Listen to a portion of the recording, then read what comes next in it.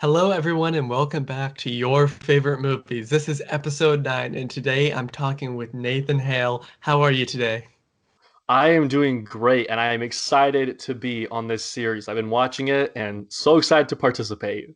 Yeah, it's so nice to finally meet you. I mean, I've been watching your content for probably a good 3 years now, which is, yeah, a long, long time. And what are we talking about today? We are talking about It's a Wonderful Life. Oh, I can't wait for this film. I can't wait to talk about it. I watched this for the first time back in December, and do you remember the first time you watched it? I definitely do. It was high school. I can't tell you the specific grade, but I was in high school and I don't remember. I think I was just wanting to see more James Stewart movies and I had heard about it.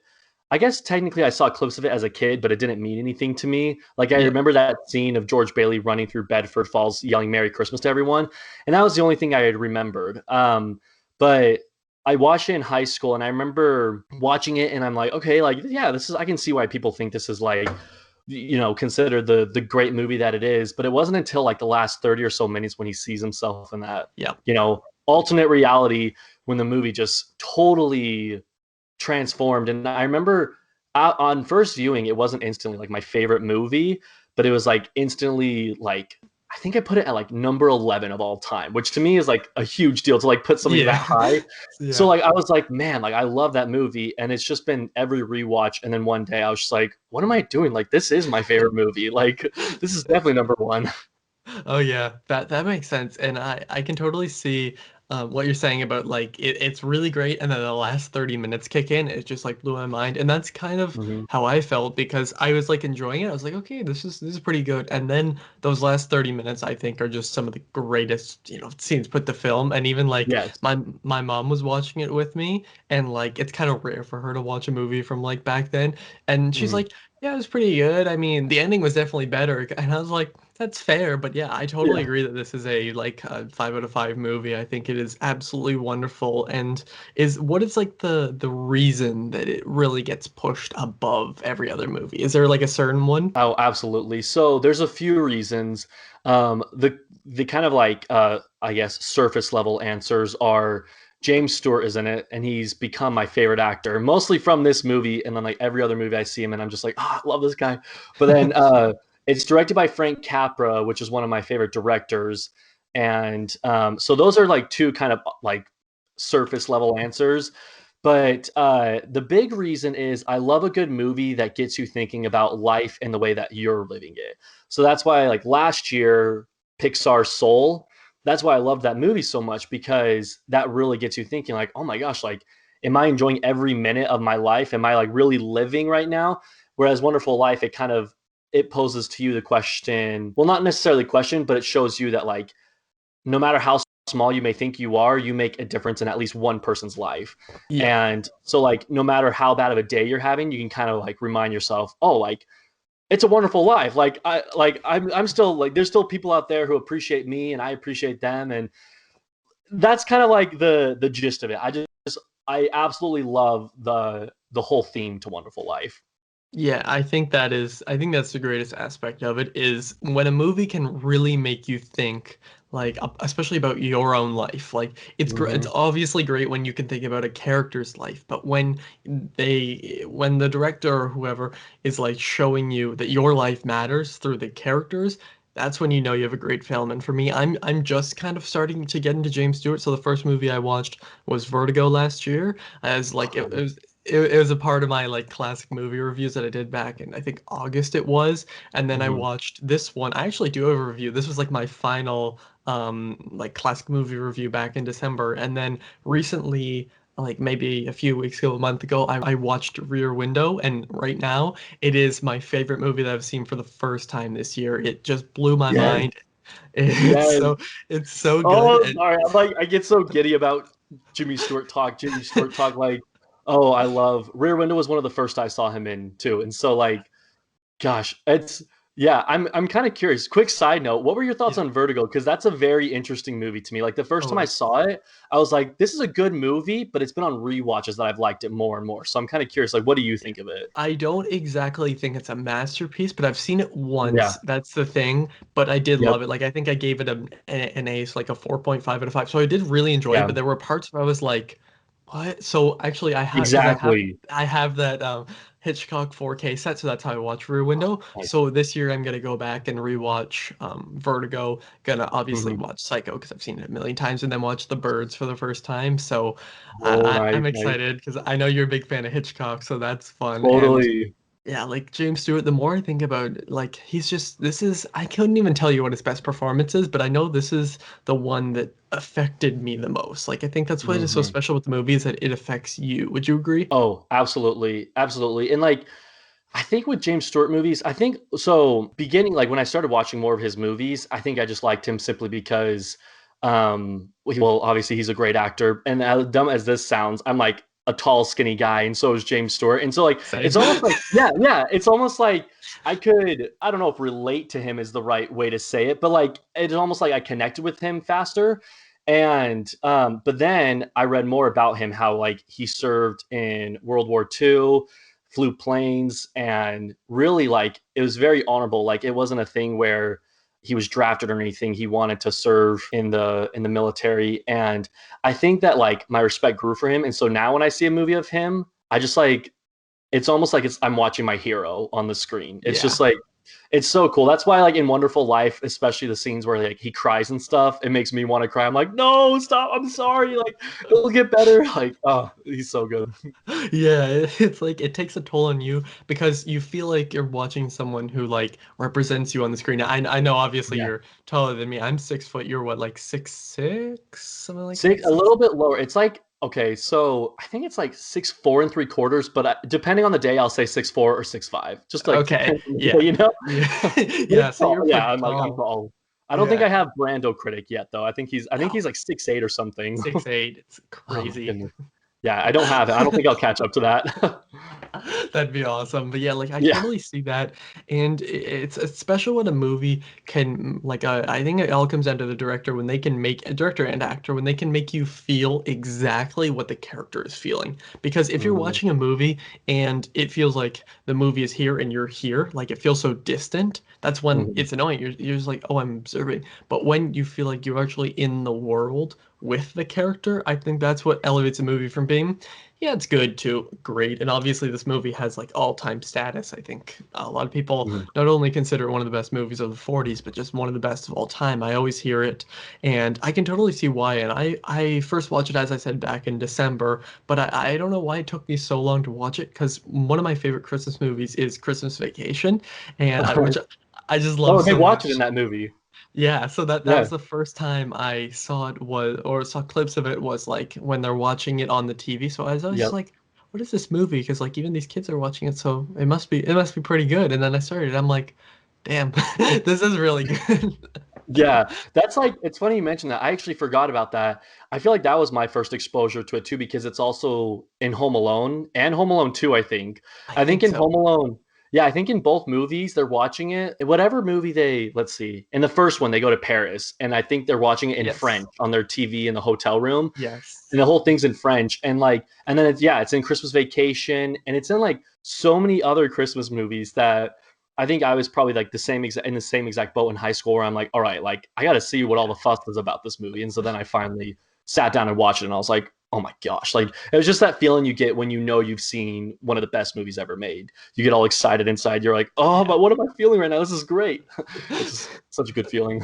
Yeah, it's like like a warm feeling. Like it's a weird Yeah. way to describe it, but like when you can actually feel physically affected by a movie, Hmm. that's when you know it's great. And that's how I felt when I watched this movie, especially by the end, because it made me like, well, it makes everyone really think about, yeah, your life is actually worth it. Like despite Yeah. what you think, despite how you are mentally or like that's a whole other topic, but like that's Uh-huh. questions that this movie kind of provokes from you. And even people who really suffer from, let's say something like self-love or who like appreciate a lot of life when they watch this movie. I've actually read some reviews of people who said, like when I watch this movie, I actually feel like wanted and stuff. Which again, that's kind of going down more of a sad road, but Right. that shows the impact that this movie has had. And this movie came out in the 40s, and it's Yeah. 2021, and it Yeah. still impacts people today. It is mind blowing.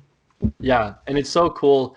There's like I've met a few people both on the platform and just like in real life in face-to-face interactions who I find out their favorite movie is Wonderful Life, and it's almost like you're like brother, like we meet, like we've like you instantly feel like you're connected to them because you both love the movie so much. But yeah, I think exactly what you're saying. It's so true because I know that when my friend in high school first saw it, he loved it so much, but one of his he even said this is a very nitpicky complaint.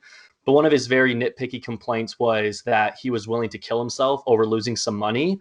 And what I think is cool is that like it wasn't the money. It, like yes, that was a Yeah, big factor, but it was everything leading up to the money. Like that was his just the whole tipping point. exactly, exactly. His whole life has been about other people, not about him. He wasn't able to go to college. He wasn't able to travel the world like he wanted to, and he had to take over the building alone, which he had no desire to do. Like all these things never worked out for him. And I just think it's such a cool story to see that like yes, like you weren't able to do something for yourself, but look at how much you did for other people. And by doing so, it's almost like he did do things for himself by doing things for others, if that Yes. makes sense. Yeah, that makes sense to me. It took a minute to process, but it makes sense. It's Yeah. because like it may not seem at first like it was for you. You're doing something that seems like it's for someone else, but in the end, Hmm. it just bounces back towards you, and you get some great feeling. Like, when you actually help someone, you do get like a great feeling out of it, Oh, despite absolutely. Yeah. what it is. Like you do feel kind of moved by it, and I think that this movie has moved audiences since its release, and I think that's why it's so important today. So many people have it as like a yearly watch. For me now, it's gonna be a yearly watch at Christmas time because it's so Nice. important, and it doesn't even seem like a Christmas movie up until kind of the end. It just seems kind of like Yeah. a winter-ish movie. And Yeah. what were you Yeah. gonna say? Oh, I was just going to say it's really the last 30, 40 minutes because it takes place on Christmas Eve and then they sing the Christmas songs at the end. But everything before that is just George Bailey's life. Like it's just saying, this is him as a kid. This is what's happened. This is his life. And then we're put at Christmas Eve. And that's why it's become the Christmas movie. But maybe it's also because of just like the positive message behind it that Yeah, like so many people are like, yeah, we're watching this at Christmas time. yeah. But I'd be lying if I said I haven't watched it outside of December. I've definitely watched it at other times of the year. But I mean, it's my favorite movie. Give me a break, Yeah. you know? Like, Yeah, there's no complaints there at all. yeah, Like yeah. like if somebody's watching a horror movie, they're not gonna only watch it on Oh, Halloween. that's a Like good point. Yeah, good point. obviously not. And it's really cool because it does show like him kind of throughout his life and stuff. And one thing that was really funny, this is just for me, is that him, a younger like version of him, looks like my ex's brother, which is just Oh, hilarious. When I saw it, I was like, it was double just like take. I was just like, oh no, this was from the 40s, right? This isn't a Yeah, remake. that's But so funny. it's like one of those things. I don't I totally forgot about that until you mentioned like his whole life. I was like, oh yeah. And I think that's also why the ending, like we always keep going back to the ending because I think that is the Hmm. most important part of the movie, because Hmm. there is this great build up throughout, because it's not like we're just cutting to the last 30 minutes. It's not like a short film, or it's not like they stretched out this into 2 hours or whatever. We have this build up that makes the ending when he tries to kill himself and when he's Hmm. seeing everything that he would have missed. Like it hits a lot harder for there, because movies with no build up, obviously a lot of people say they fall flat, and I totally agree. Hmm. Yeah. Absolutely. Yeah, there's so much to love about the ending. Like I could go on and on about just like how much I love him realizing that his life is worth something, but also it's just like it's that image of seeing the whole town come into his house and they raise the money for him. And then his brother Yes. says, like, to my brother George, the richest man in town. and everyone just starts cheering. Like I'm getting chills right now just talking about it because it's just like so triumphant. It's a great movie. Gosh, It's just so good. so I agree. good. I agree with you. It's like it's just such a like heartwarming movie in the end because Yeah, yeah, like it's pretty depressing at times because obviously there's lots of themes of we discussed a lot of those things, but yeah. we see when he gets his guardian angel and stuff that it just all kind of Clarence, yeah I love that character so much. He's just so me great too. and like. When I went into the movie, I knew quotes. Like I obviously knew the big quote from the movie, and I'd seen shots from it. One of the Mhm. reasons I especially knew about it was because of Chris Duckman's review. That's what kind of pushed me to watch it. So, of Yeah, course, because it's Chris Duckman. He's like the best. yeah. Oh yeah, of So, course. so like, and then I finally checked it out, and I'm like, yeah, like this is something that still deserves to be talked about today, and it'll definitely turn people off because it is in black and white 4:3, which is stupid as hell. Obviously, that's insanely Yeah, yeah. stupid. But I know someone who's like he's a good guy, but one of his things he's like, oh, I hated the first few episodes of WandaVision. Oh, why'd you hate them? Because they were in black and white and they were like square. And I was like, I just said to him, I'm like, that is the stupidest thing you could say. He goes, yeah, I couldn't even watch them all. I had to skip them. I'm like, I know people that said the same exact thing, and I had the same exact reaction. I was like, "Are you kidding me? Like, why? Like, come on! There's so many good movies and like yes. media in general out there that's in black and white. Like, The Twilight Zone is my favorite TV show of all time, and that whole series is in black and white. And so, Yeah. I feel sorry for them. They're missing out on so many so Yeah. much good content out there. Yeah, and I don't really get what the issue is with it. And obviously this movie does have like a color version of it, I think. Yeah, And like I know that Jaren from Jaren Talks Movies watched it and I think I talked to him about it. He's like, yeah, it's not as good, which I can definitely see because one thing that it's not. I think my favorite thing about the cinematography of black and white movies is the use of shadows. I just think it is one of the Yeah, most beautiful things ever. Obviously, we talked about Psycho before, but everybody loves Psycho, and the shadows in the movie are amazing. 12 Angry Men is probably my favorite black and white movie, like old one, and it's very so. the Lighthouse was my favorite movie of 2019. Again, that's a movie from 2019 that is in a squared aspect ratio and in Yeah. black and white, and so many people love it because you just gotta kind of open up your mind and just like it doesn't matter that they're not in color. It doesn't. I mean, there's black and there's white, and it's shown here that that's really all you need to tell a compelling story. Yeah, I think the way here's how I'll put my opinion on the colored version. I don't know how many times I've seen the black and white version, but I've seen the colored version once.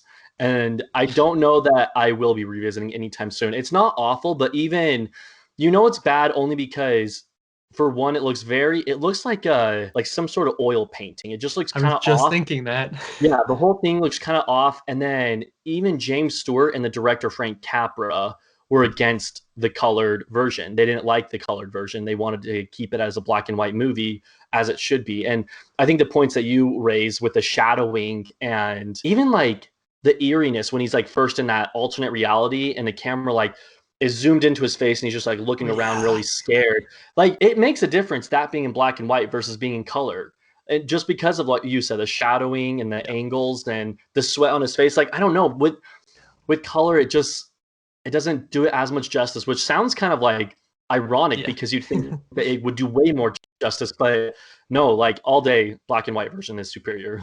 Oh yeah, like I haven't seen the color one. I honestly don't plan to watch it. If I do, I watch like a scene just to see a comparison. But I Yeah. just I just know that when they take a film that's originally black and white and they try to colorize it, it just I don't it just looks weird, I guess. And because you're Yeah. so used to the black and white one. And one thing you mentioned with James Stewart is like the sweat. That's something that he does a lot in movies, but I feel like Yeah. it always works. Yeah, he sweats a lot. It sounds stupid to say, but it kind of works and adds to like the eeriness, as you said. Like one of my favorite shots is when it zooms up really close on his face. Like Hmm. it's so powerful.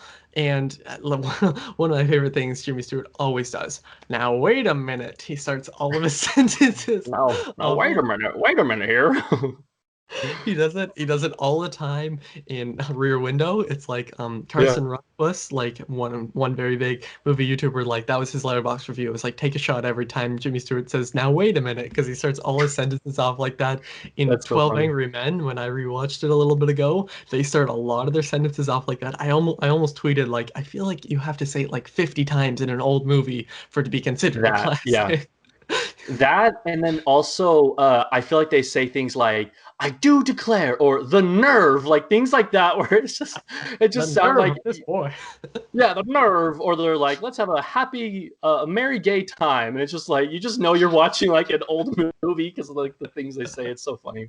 Is there like one particular scene or one moment that you would consider your favorite? Because I know that's obviously a very difficult choice because it's your favorite Yeah, movie, but is there one in particular? yeah. Honestly, um, the whole entire I kind of like touched on this, like I started to touch on it earlier, but it's that final scene where he's in the house and he's just reunited with Mary and his kids, and then like the whole town runs in, and Uncle Billy is holding the basket full of money. And he's like, "Mary did it, George. Mary did it. You won't believe it. She talked to everyone. Just said that George is in trouble." And they all instantly, and like he's just like, these like like he's saying words so fast, and you can tell like that's another thing. Like James Stewart, we talk about how good his performance is, but everyone in this movie, like even down to Yeah. Uncle Billy, all of them give great performances. And like that one moment of like seeing Uncle Billy super excited and like he's stumbling over his words, that gets me all excited. And then you see the rest of the town people come in like, "I broke the jukebox for you, Mr. Bailey," and like give him money. And then like the old maid, she comes up and I can't think of her name right now. I can't believe I can't remember her name. I'm blanking too. Yeah, yeah. I know it's gonna come to me like later on, but she's like, "I was saving this money for a divorce if I ever got married." Like it's like all these funny little one-liners, and like they're all giving their money. But then it's when they start singing "Hark the Herald Angels Sing," and then Harry Bailey, his brother, comes in and reads the telegram and says how his friend Sam, the hee haw Sam or whatever, transferred him all this money, and everyone starts cheering. And then that's when Harry says like to my brother George, the richest man in town, and that's when they start singing "Auld Lang Syne." And right when that "Auld Lang Syne" like starts to play, like when they all start singing it together and they're all like arm in arm and just like looking at George, like that's the moment where if I'm going to cry, it's probably going to be at that scene right there, because it's just that's the climb. That's the grand finale. You've been with this guy his whole life, and then like while they're doing that, of course, the iconic teacher says, "Every time a bell rings, an angel gets his wings." Like Yeah. the iconic line, just that, and then also, sorry, I'm just like gonna keep No, that's talking. okay. Yeah, the book that Clarence gives him, The Adventures of Tom Sawyer, and the quote that's written in there, "Remember, no man is a failure who has friends." Like that's a great line as well. And it's just that whole entire scene. It's my favorite movie ending of all time. It's probably my favorite scene of all time. I mean, makes sense. It's my favorite movie, so Yeah. I think it kind of is a given. But like, what I love everything about the movie. Like the whole entire movie is a 10 out of 10, but the last like 5-10 minutes are like the 11 out of 10 status for me. Yeah, that video I you love it made all that though. I'll link that video down below that you made that Yeah. with. But Thanks, yeah, man. All 27 minutes long of that video. I don't blame you guys if you don't watch the whole thing, but it's a long one.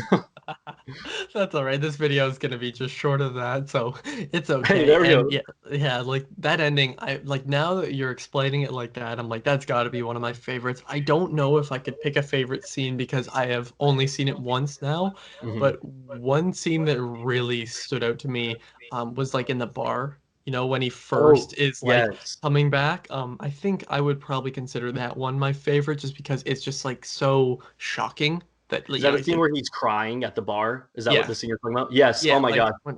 That scene is so depressing. How when he says the prayer, he says the prayers like, "I'm not a praying man, but if you could just help me right now," and then he gets punched in the face immediately yeah, afterwards. But it's exactly. like, oh my gosh, that's the scene I was talking about, where when you see like James Stewart cry, it's just like it hits Yeah. you hard. He's It's so good. yeah, exactly. Like that one really stood out to me. I mean, basically everything in the third act really stands out to me, and Oh, of course, true. the ending is one of the best ever. And I love George Bailey is probably one of my favorite protagonists. And like the more we talk about the movie, now I'm just like, Yeah, like this movie just gets better and better and better. Like the Yep. more I think about it, the better it gets. I can definitely see why it's your favorite movie of all time. And Nathan, I have to thank you for coming on the channel. You've been a big inspiration to me for years, so it's great to Yeah. finally meet you. Yeah, well, thank you so much for having me. That means a lot to me because I've been watching your channel for a while too, and so Really? I appreciate. Yeah, yeah. Like I've watched your videos, and I just appreciate you for reaching out and having me on the channel. It's been a blast. Yeah, it's been so much fun, and all Nathan's stuff will be linked down below. And is there anything else you'd like to say about the movie or anything in general? I'll just close off with the same quote. Remember, no man is a failure who has friends.